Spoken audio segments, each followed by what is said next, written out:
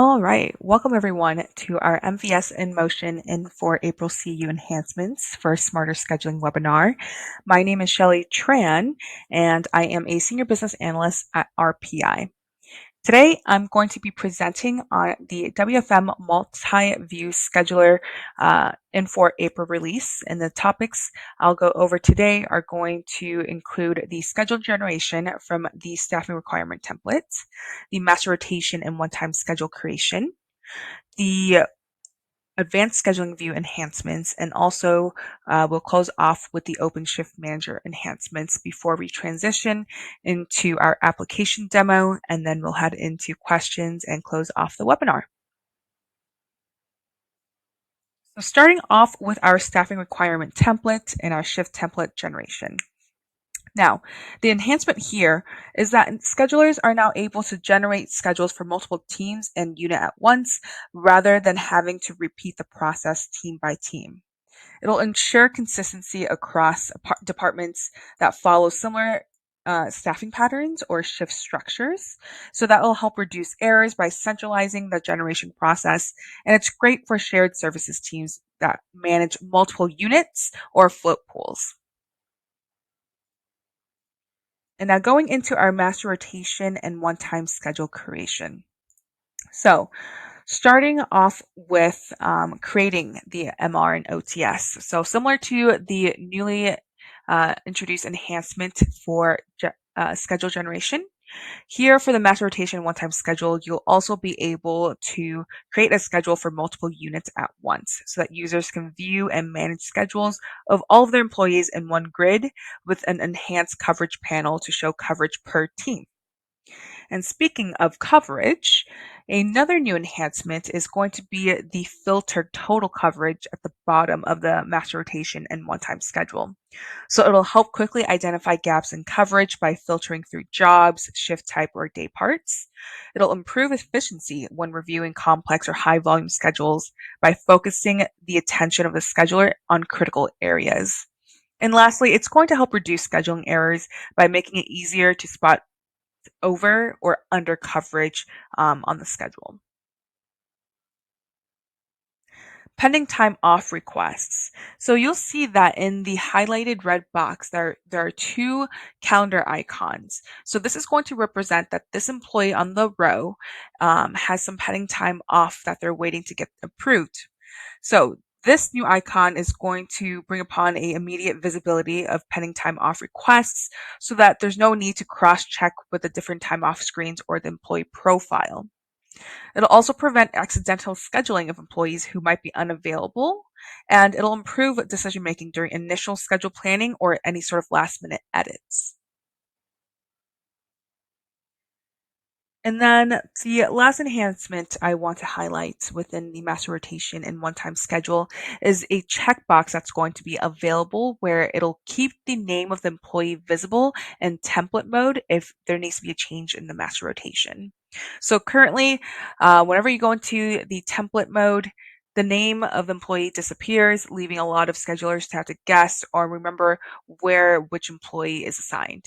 But now with the new enhanced version, there's going to be a function where we can check that box and make sure that the employee name stays so that there is no guessing game. All right, so going into the advanced scheduling view enhancements, starting off with the new cell width option. So in the schedule selection, there's going to be 3 different options for cell width. And this is going to help improve readability so that for wider cells, like a medium or large, will make it easier to view full shift labels, job names, or notes without having to hover. And it'll especially be helpful in busy units like the ED or the OR. It'll also enhance accessibility, so it's great for staff who prefer larger visuals or need more screen clarity during long scheduling sessions. And lastly, it's going to reduce that click fatigue, so there's no need to open shift details constantly for each day. There's just going to be more info visible at a glance. Okay, employee comments that's going to be available in the ASV. So there's going to be the comment bubble located in the employee cell of the ASV now, and that'll help provide context for schedulers so they can put in notes such as on modified duty, training on new unit, returning from leave, etc. It'll improve continuity across shifts and among multiple schedulers who may manage the same unit. And it'll reduce a reliance on outside systems or sticky notes to track employee specific information, such as any listed accommodations, restrictions, or performance notes in one central place. Now we have the return shift to original employee. So if an employee is booked off, but they want to cancel their book off, schedulers now have the option to return the original shift to the employee. And to do so, they need to check the box there and click submit to proceed. But this will give schedulers control over whether to return the original shift back to the employee or leave it unassigned. It'll prevent accidental reassignments, and it's especially going to be useful when the original shift was already covered by someone else or reassigned manually. And lastly, this is going to help support complex staffing workflows, like when a shift was split, floated, or reassigned across different units. All right. And the last item in the ASV that I want to highlight is the swap shifts activity. So when two employees swap their shifts now, there's going to be a clear audit trail where managers can now see exactly who swapped with what and with whom directly in the schedule. There's no need to dig through logs or messages anymore. It'll improve accountability by making swap history visible on both employees' initial shifts and not just the final results. So it's going to be helpful for investigations or compliance checks, especially in unionized environments or when staffing rules are tightly regulated. All right. So our last section, it's going to be the Open Shift Manager enhancements. Beginning with the Billboard Group setup, it's going to introduce two new fields in the setup. It is the Ignore Job Qualification and the Ignore Optional Skill Qualifications. So these two fields are going to allow to fill urgent shifts faster by allowing staff to claim open shifts, even if they may not meet all the standard job or skill qualifications. So let's take, for example, charge nurses. They're oftentimes assigned to be charged the day of. So by checking the ignore skills qualification box, it'll push out this available shift to not only nurses who have the charge skill in their profile, but to all nurses. So this will allow managers to have a larger pool of team members to choose from when needing to staff the last minute shift. Next, we have this Billboard Active Post filter enhancement. So now the filter is going to be located in the top right-hand corner, and it will be applied to the active posts and pending action tab for faster and specific filtering, which will induce quicker decision making.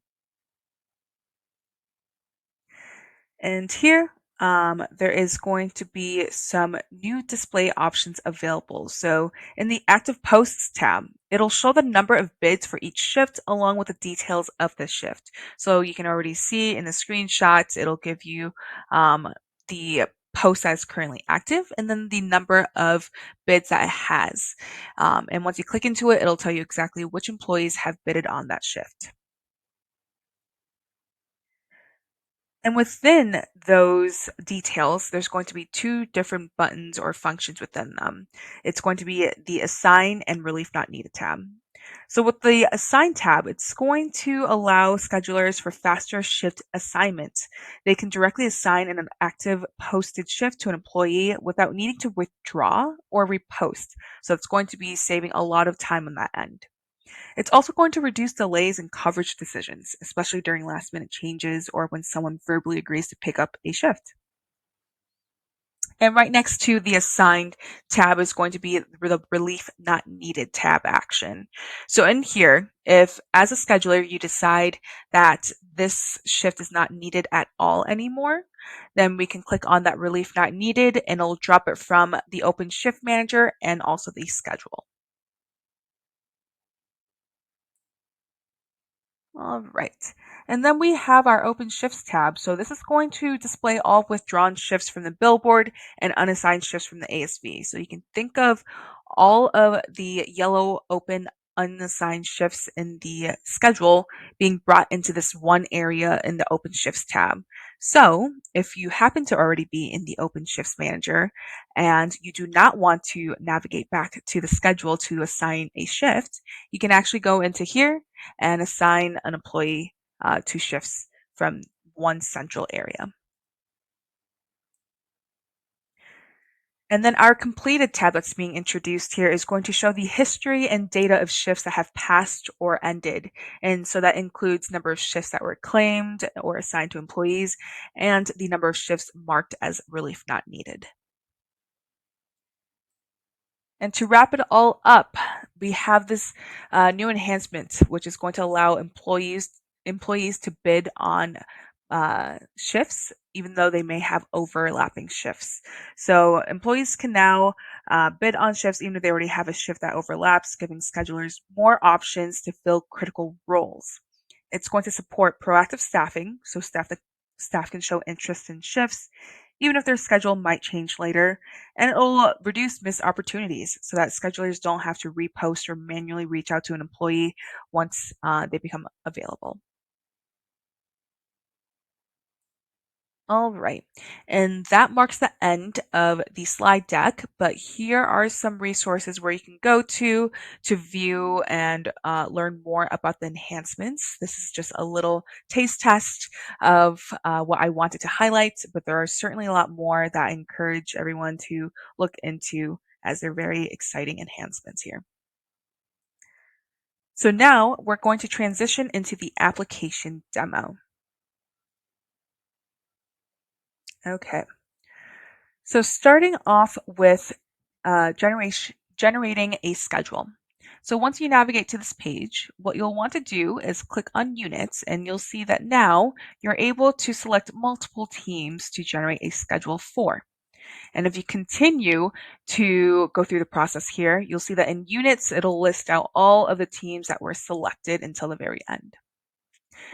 Now, something I do want to call out here is that if you choose two teams with different scheduling periods, let's just say one team has 1 week and another team has a 2 week scheduling period, what's going to happen is that there's going to be an error message from the system letting us know that you're not allowed to select this option anymore because the system's not going to know how far out they should be scheduling. Is it going to be 1 week or is it going to be 2 weeks? So in this case, if you do decide to select two units with two different scheduling periods, you'll have to manually define the start and end dates of the generation of this schedule. All right. Next, let's go into the one-time schedule and master rotation. So similar to this process here, when we go into the one-time schedule to create a new one, you'll want to go into the unit field and choose the root of the hierarchy or the head of the hierarchy, so that when we go into the subunits field, you'll see the child teams underneath the root. So that is just another call out I want to show. Otherwise, if we are to choose one of the child teams, the subunits is not going to populate anything as there's nothing under that subunit. Okay.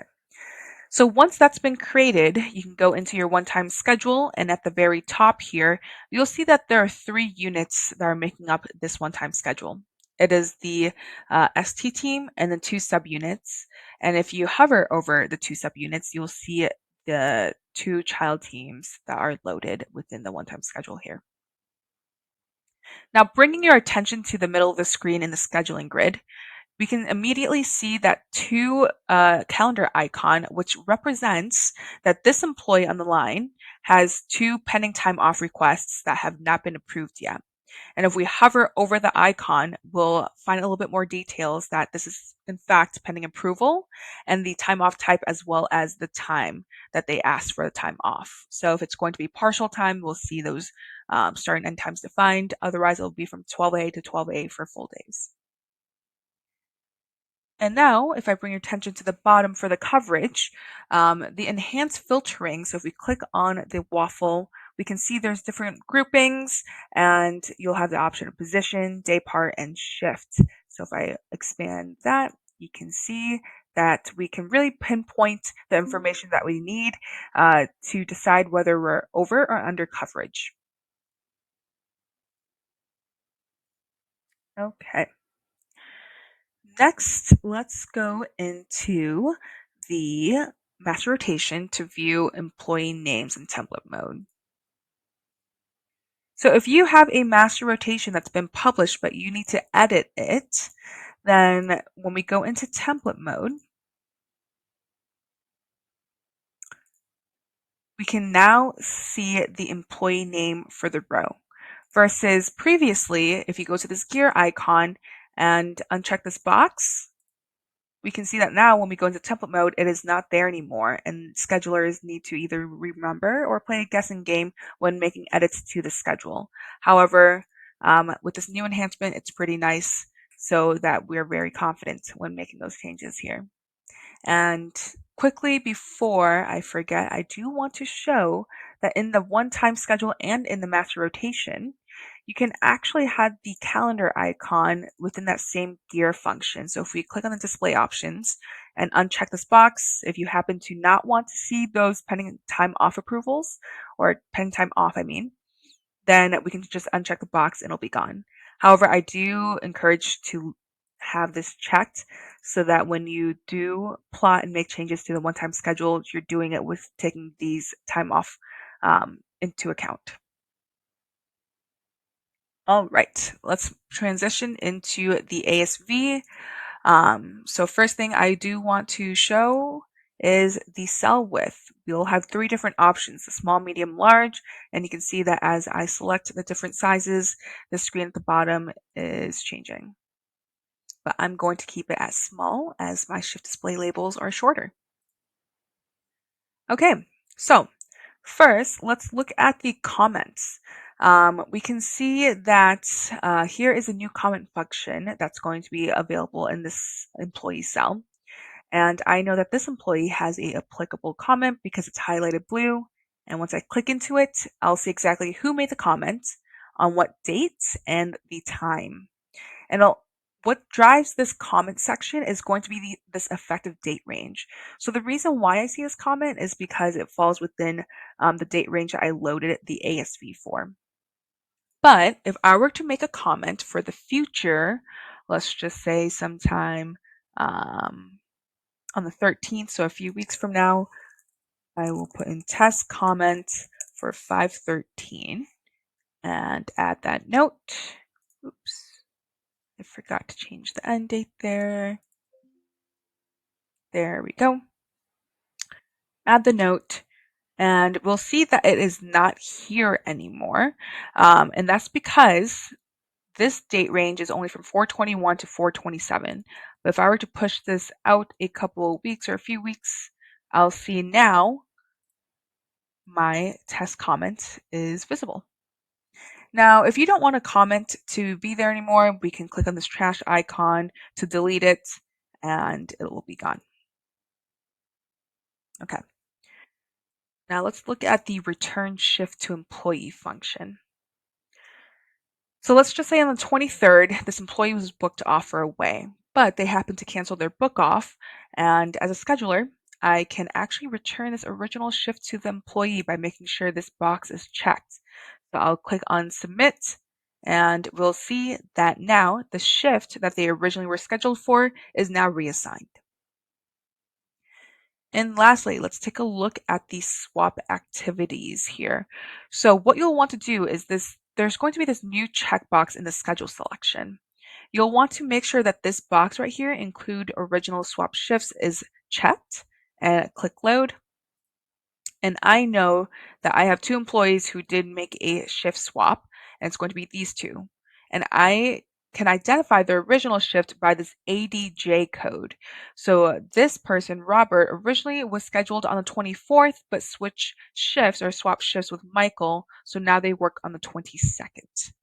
Now, before this function was here, What would happen is two employees would swap shifts, and that was the end of it. We would not really have a trail. It wasn't easily identifiable. But now with the new box here, it makes it a lot more easy to keep an audit trail. All right. Lastly, let's go into Open Shift Manager. So starting off with the billboard group setup, um, there are going to be the two new fields here. So it's the ignore job qualification and the ignore optional skill qualifications. I chose to ignore the skill qualifications for my billboard, but this is where you would find those two fields to define. Okay, so let's go into the Open Shift Manager now and go through the new features in here. Bringing your attention to the top right in the filter, this is where it's going to be located with a extensive number of filters you can go through.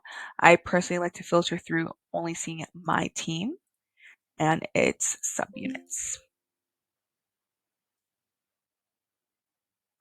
So once I have my teams applied in filter, let's go through the different tabs that are introduced. So pending actions has been here, but there are going to be two new tabs within it. So I can see the number of bids available for review, so I can either reject or assign. But now I can look at the shift details as well as the post details. So you're going to be able to see the information when deciding the logistics of posting the shift, as well as who this shift was offered to. So I can see that driven from the job and skill qualifications, this is the number of employees and who the employees are that were offered this shift.